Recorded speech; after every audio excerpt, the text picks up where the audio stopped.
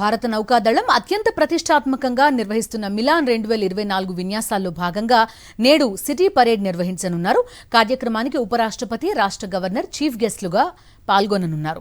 ఈ నెల 23 నుంచి 27 వరకు జరగనున్న మిలాన్ సీ ఫేజ్ విన్యాసాల్లో ఐఎన్ఎస్ విక్రాంత్, ఐఎన్ఎస్ విక్రమాదిత్య ప్రధాన ఆకర్షణగా నిలవనున్నాయి. మిలాన్లో పాల్గొన్న దేశాల జాతీయ జెండాలతో ఆ దేశ సాంస్కృతిక ప్రదర్శనల నడుమ పరేడ్ సాగనుంది. యుద్ధ నౌకలు, విమానాలు, హెలికాప్టర్ల విన్యాసాలతో ఆర్కే బీచ్లో యుద్ధ వాతావరణాన్ని నౌకాదళ సిబ్బంది ప్రజలకు కళ్లకు కట్టినట్టు ప్రదర్శించనున్నారు. విశాఖ ఆర్కే బీచ్లో జరిగే ఈ కార్యక్రమానికి ఉపరాష్ట్రపతి జగదీప్ ధన్కడ్, కేంద్ర రక్షణ శాఖ మంత్రి రాజ్నాథ్ సింగ్, ఏపీ గవర్నర్ అబ్దుల్ నజీర్ హాజరు కానున్నారు. మిలాన్ 2024 సిటీ పరేడ్ కి సంబంధించి పూర్తి డీటెయిల్స్ అందిస్తారు మా correspondent Naresh. Visakha R K beach దగ్గర ఉన్నారు ఆయన ప్రస్తుతం. నరేష్, చెప్పండి, సిటీ పరేడ్ గురించి చాలా ఆసక్తిగా ఎదురు చూస్తున్నారు నగరవాసులంతా కూడా. అన్ని దేశాల జాతీయ జెండాలు, సాంస్కృతిక ప్రదర్శనల నడుమ ఈ సిటీ పరేడ్ జరుగుతుందంటున్నారు. ఎలాంటి వివరాలు ఉన్నాయి మీ దగ్గర?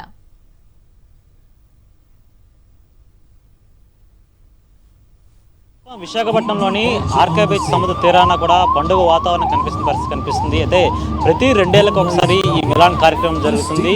అయితే మిత్ర దేశాలకు సంబంధించి అందరూ కూడా అధికారులు, నేవీ అధికారులు ముఖ్యంగా చూసి ఇక్కడికి వచ్చి పరేడ్ నిర్వహిస్తున్న పరిస్థితి కనిపిస్తుంది. అలాంటి తరుణంలోనే మరికొద్ది సేపట్లో, అంటే సుమారు మరొక అర్ధగంట సమయం తర్వాత ఇక్కడ 50 దేశ నావిక ప్రతినిధులు కూడా ఇక్కడ పరేడ్ గావించనున్నారు. అదే ఈ పరేడ్ చూడడానికి, పరేడ్తో పాటు పరేడ్ కన్నా ముందు ప్రతి దేశం మొత్తం 50 దేశాలకు సంబంధించిన సాంస్కృతిక ఈవెంట్స్ కూడా ఇక్కడ జరగనున్నాయి. అయితే ఒక పండుగ వాతావరణం కల్పిస్తున్న పరిస్థితి కనిపిస్తుంది. మరోవైపు పోలీసు అధికారులు కూడా భారీ బందోబస్తు ఏర్పాటు చేయడం జరిగింది. అయితే నావికి సంబంధించి, ఎందుకంటే ఇది ఒక ప్రతిష్టాత్మక ఈవెంట్, అంతర్జాతీయ స్థాయిలో ఇప్పుడు విశాఖపట్నంలో జరగడం అనేది చాలా అద్భుతమైన విషయం. ఈ నెల 19వ తేదీ నుంచి ఇది కొనసాగుతూ వస్తుంది. మిత్ర దేశాలతో సైనిక సమన్వయం కోసం నిర్వహించే ఈ మిలాన్ ఈసారి విశాఖపట్నం జరగడం చాలా ఆనందదాయకం. అదేవిధంగా ఇప్పటికీ వివిధ దేశాలకు సంబంధించిన నావిక సాంకేతిక పరిజ్ఞానంపై పరస్పరం అవగాహన కలిగిస్తూ అనేక కార్యక్రమాలు నిర్వహిస్తూ వస్తున్నారు.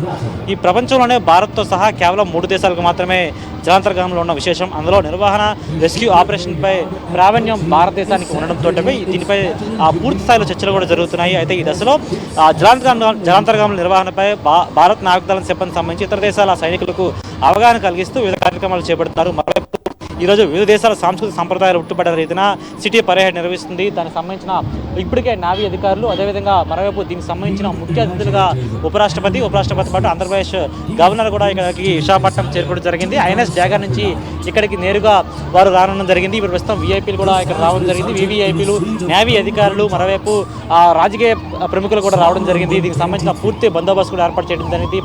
పలు ఆంక్షలు కూడా పెట్టడం జరిగింది. పూర్తి స్థాయిలో నేవీ అధికారులు పూర్తి భద్రత ఏర్పాటు చేస్తున్నారు. విశాఖ పోలీసులు కూడా భద్రత ఏర్పాటు చేయడం జరిగింది. దీనికి సంబంధించిన వివిధ బ్లాకులకు సంబంధించి అన్ని బ్లాకులు ఏర్పాటు చేయడం జరిగింది.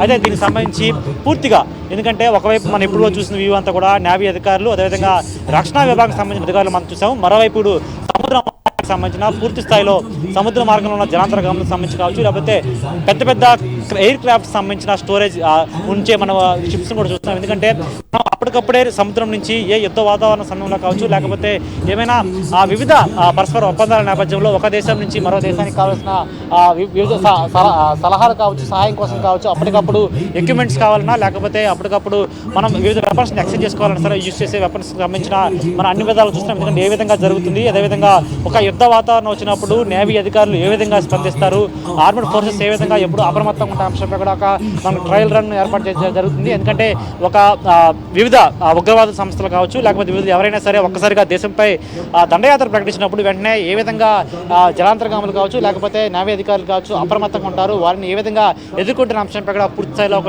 మొత్తం అంతా సమస్యలు చూపిస్తారు. ప్రస్తుతం విడుదల అప్పలరాజు విజువల్స్ చూపించే ప్రయత్నం చేస్తాడు. ఆ వివిధ సంబంధించిన అంటే ఒక టెంట్లను ఏర్పాటు చేయడం జరిగింది.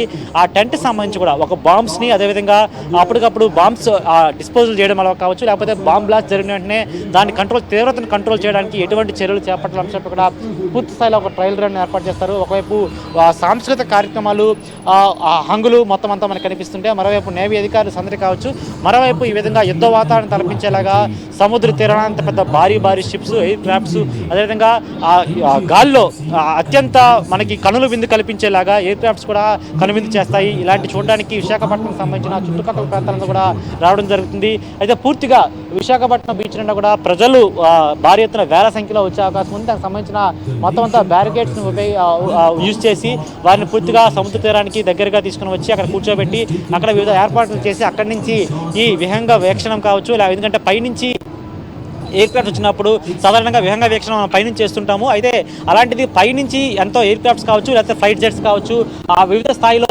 చాలా దగ్గరగా వచ్చి వారు అనేక విన్యాసాలు చేస్తుంటారు. అలాంటి విన్యాసాలను మన కింద నుంచి చూసే ఆనందించే ఇది ఒక దృశ్యం అనేది మనకు కనిపిస్తుంది. ఇలాంటి తరుణంలో చూడడానికి భారీ ఎత్తున కూడా విశాఖ ప్రజలు రావడం జరిగింది. వారికి సంబంధించిన పూర్తి ఏర్పాట్లు చేయడం జరిగింది.